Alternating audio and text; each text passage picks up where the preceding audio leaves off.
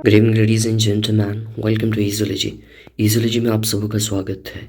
ईज़ोलॉजी में आज मैंने एनाटॉमी की पहले लेक्चर्स भी इस पे डाले थे। आप देख सकते हो एनाटॉमी है क्या, उसका डिस्क्रिप्शन दिया था, उसमें कई चीज़ें हम पढ़ते हैं। आज हम पढ़ेंगे how can gross anatomy be studies. इतनी बड़ी एनाटॉमी को, ग्रॉस एनाटॉमी, एक्सपेंडेड एनाटॉमी को पढ़ने के लिए हम किस तरह से इसकी स्टडी करेंगे देख लेते हैं। पहले the term anatomy is drive from the Greek word, ठीक है, टेमिनीन। ये टर्म एनाटॉमी जो है कहाँ से लिया गया है? ग्रीक वर्ड से लिया गया है जो कि टेमिनीन है, जिसका मीनिंग होता है टू कट, कट करना, किसी भी चीज़ को कट लगाना। Clearly therefore the study of anatomy is linked at its root. इससे साफ होता है कि study of anatomy, study of अध्ययन जो है एनाटॉमी का, किस चीज़ से लिंक है? इट्स रूट, इसकी जड़ें, टू डाइसेक्टिंग। डाइसेक्ट करना मतलब किसी भी चीज़ को अंदर कट करके, डाइसेक्ट करके देखना। Although dissection of cadavers by students is now augmented, ठीक है, dissection of cadavers students is now augmented, आज भी augmented है, और even in some cases replaced, और कई केसेस में इसको हटा भी दिया गया है by viewing prosected previously dissected material and plastic model।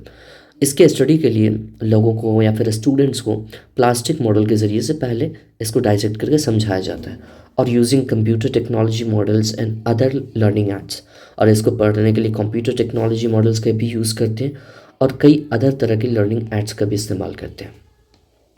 Anatomy can be studied following either a regional, ठीक है, और सिस्टमिक अप्रोच। एनाटॉमी को पढ़ने के लिए हम दो तरह से इसकी स्टडी कर सकते हैं। एक तो रीजनल, मतलब किसी एक जगह का क्षेत्रीय तौर पर उसका रीजनल स्टडी करना, या फिर सिस्टमिक अप्रोच। सिस्टमिक अप्रोच बोलते हैं जिसमें मैंने पहले भी पढ़ाया, नर्वस सिस्टम, सर्कुलेटरी सिस्टम, ठीक है, कई जितने भी सिस्टम हैं पूरे के अप्रोच को के बाद एक करके देखना।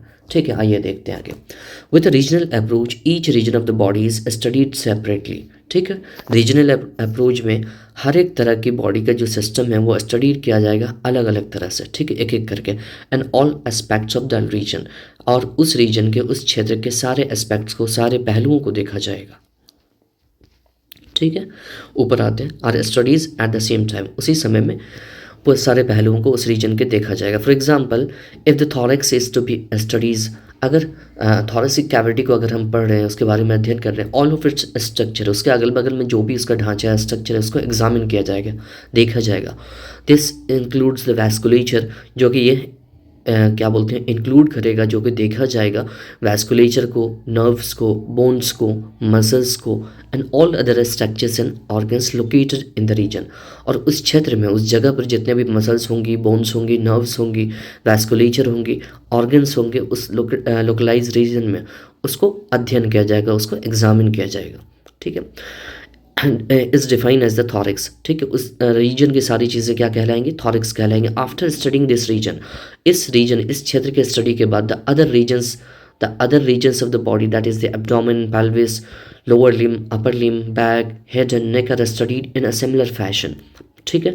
अब इसके अध्ययन के बाद, इस क्षेत्र के अध्ययन के बाद, the other regions of the body, body के जिस्म के दूसरे क्षेत्र को देखा जाएगा, जैसे कि एब्डोमेन को, पेल्विस के रीजन को, लोअर लिम को, ठीक है, अपर लिम को, बैक को, हेड को एंड नेक को, ठीक है। सिमिलरली उसी के जैसे, उसी फैशन में पढ़ा जाएगा। इन कॉन्ट्रास्ट, इसके विरुद्ध, in systemic approach each system of the body is studied and followed throughout the entire body, ठीक है। इसके उलट सिस्टमिक अप्रोच में ये होता है कि बॉडी की जो study follow through out the entire body, पूरे बॉडी के सिस्टम को देखना पड़ता है, एग्जामिन करना पड़ता है। जैसे कि एग्जाम्पल के तौर पर देख लीजिए, अ study of cardiovascular system looks at the heart and all the blood vessels in the body, ठीक है। अब हम देख लेते हैं कि कार्डियोवैस्कुलर सिस्टम को देखते हैं तो हम हार्ट को देखेंगे, ब्लड वेसल्स को देखेंगे पूरे बॉडी में। व्हेन दिस इज़ कम्प्लीटेड, और फिर जब ये कंप्लीट हो जाएगा तो नर्वस सिस्टम को देखेंगे, नर्वस सिस्टम में brain, spinal cord and all nerves, जितने भी नर्व्स हैं उसको देखेंगे। Might be examine in detail, ठीक है, डिटेल में इसको हम एग्जामिन करेंगे। This approach continues for the whole body until every system, including the nervous, skeletal, muscular, gastrointestinal, respiratory, lymphatic and reproductive system has been studied. इसके बाद इस approach में कई अलग अलग तरह के सिस्टम्स को देखेंगे, nervous system, skeletal system, muscular system, gastrointestinal system है, ठीक है, रेस्पिरेटरी सिस्टम है, लिम्फेटिक, रिप्रोडक्टिव सिस्टम, सारे सिस्टम को एक एक करके हम इसके बाद अध्ययन करेंगे। ठीक है, each of these approaches has benefits and deficiencies. इन दोनों अप्रोचेस के बीच के पढ़ने के बेनिफिट्स अपने अपने और अपनी अपनी कमियां भी हैं। The regional approach works very well if the anatomy course involves cadaver dissection but falls short when it comes to understanding the continuity of entire system.